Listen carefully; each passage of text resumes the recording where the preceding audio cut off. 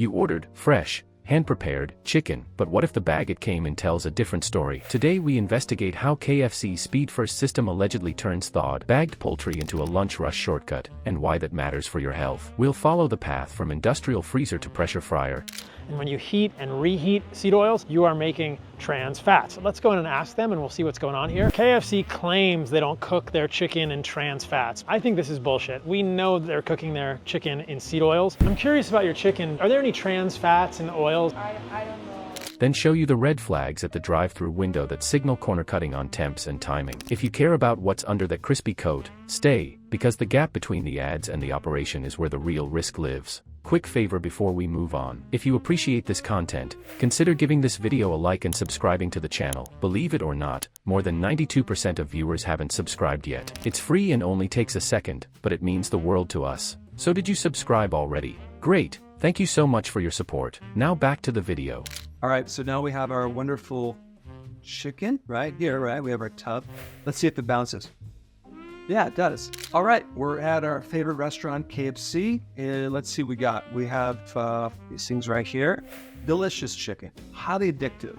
Some of the first ingredient is MSG. If the bag says pre-breaded and the ad says hand-prepared, which one do you trust? Let's start with the path your meal takes. Frozen, pre-breaded chicken shows up in thick industrial bags. Staff thaw it, toss it in a dusting to refresh the coat, then drop it in a pressure fryer to keep pace with orders. It's a system built to move, not to pause. Then the rush hits. Timers chirp, baskets queue, hands fly. Throughput becomes the goal. That's when the rules start bending. Internal temps and rest times turn into close enough. But with poultry, close enough is not safe enough. Here's the baseline in plain English. Chicken has to hit 165 degrees in the center. How often do you guys change the oil that it's cooked in? I think it's like every day. No, what kind of oil is it cooked in? I have no idea, sir. No? No. Okay, so you're using the same oil for a week, heating, reheating, cooling, and then reheating. That number is not a suggestion. It's the kill switch for the bugs that make you sick. Shave a minute to clear a line, and the outside can crackle while the middle lags. Crisp shell, risky core.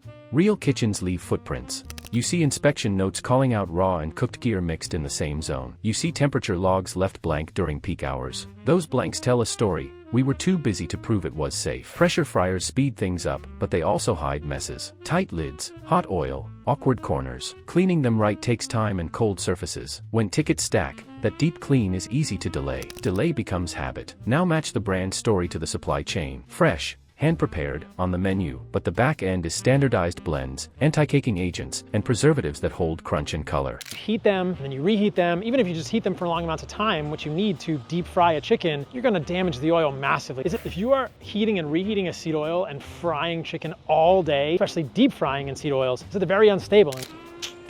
Told you so. Super nice lady in there. Says they change the oil in KFC every week. Any wonder that so many Americans are fat, sick, and unhealthy? 73% of us are obese and overweight. We're being poisoned. It's uniform by design, handy for speed, not built for nuance. And the health angle matters. High sodium and additives help it survive the hold and still snap when you bite. But I want to just mention the MSG in here because there's some recent reports that says that it was fact-checked, right? And it said that MSG has been found to be safe. Well, not if you're consuming a lot of it over a period of time. When they cook this with oils, they use seed oils, you're going to create a lot of inflammatory things. Okay, then they have maltodextrin, which is another thing that will really spike your blood sugars. Great for shelf life and a staged photo. Rough on your body when it becomes the routine. The real kicker, when speed wins, safety loses. The risk hides under the coating, undercooked centers, cross-contamination, and no record to prove otherwise. Now let's move on to how you can spot corner cutting from the drive-thru window before you take a bite. What can you see and hear in 30 secords that tells you the kitchen is sprinting, not cooking? So I want to share with you a couple other things. Creates liver toxicity, impaired fertility, tumor development. It's an ingredient that will stimulate hunger and make you want to eat more and more and more.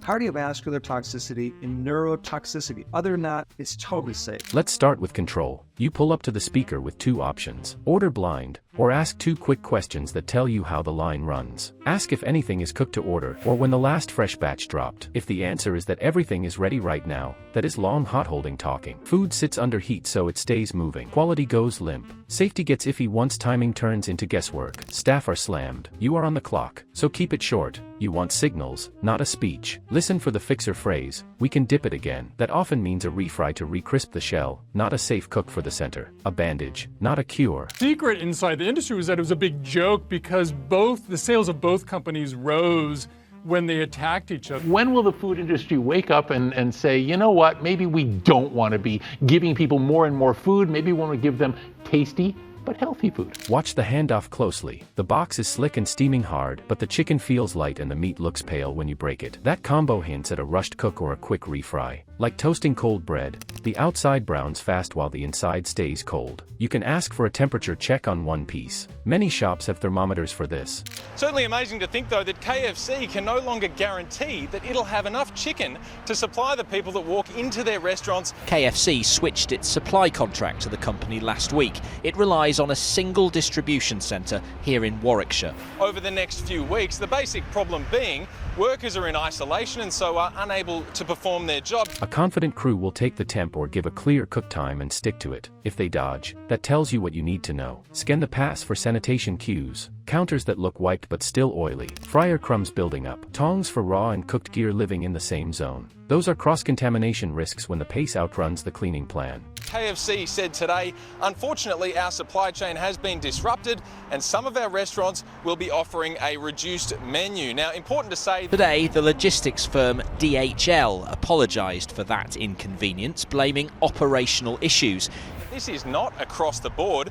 McDonald's has said it's not facing the same problem, or at least not to the same extent right now. If you spot 2 or more of these tells, skip the poultry. Go for sides, pick a non-poultry item, or move on. You keep your stomach, your time, and your cash out of a rushed system. So what is the takeaway? You have leverage at the window, and using it takes less than half a minute. KFC lovers are finding it harder to buy their favourite items, with fast food outlets across the state now offering reduced menus. As far as I've seen, it's a chaos inside. Alexandru tells me he's been sitting in his cab for 3 hours waiting to get into the depot. Well, Pete, it's fallen victim to the supply chain crisis, which is sweeping through the entire economy right now. Fast is fine, until it hides shortcuts that put undercooked poultry and sloppy sanitation on your plate. The truth is, speed targets and safety rules often collide, and your meal is stuck in the middle. You have leverage. Ask about cook times. Ask when the last batch dropped. Safe to say it's coming up with some backup plans, though, because the real problem is one step back with Ingham's, Australia's biggest chicken producer.